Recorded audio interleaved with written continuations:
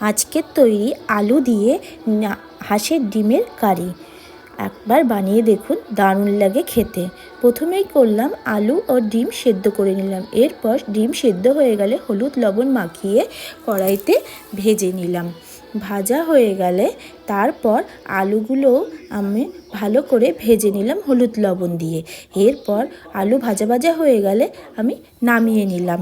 তারপর কড়াইতে আরেকটু তেল দিয়ে ওর মধ্যে গোটা পেঁয়াজ কুচি, রসুন কুচি, আদা কুচি, লঙ্কা কুচি দিয়ে একটু ভাজা ভাজা করলাম। তারপর টমেটো কুচিও দিয়ে দিলাম, দিয়ে আবার একটু ভালো করে ভাজা ভাজা করলাম।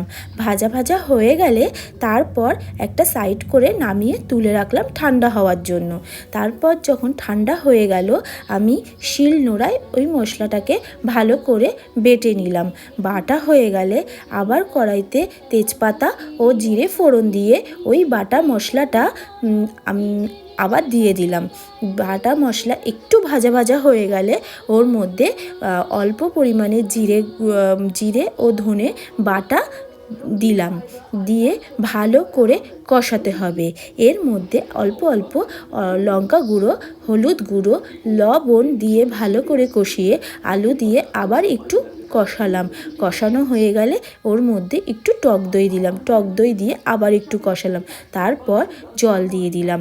জল দেওয়া হয়ে গেলে ভালো করে ফুটতে দিতে হবে। ফুটে উঠলে ওর মধ্যে ডিমগুলোকে ছেড়ে দিলাম। ডিম ছাড়া হয়ে গেলে আমি ভালো করে ফুটে উঠলে গরম মশলা দিয়ে নামিয়ে দিলাম। তো আজকের তৈরি হাঁসের ডিমের কারি কেমন হয়েছে জানাবেন কিন্তু।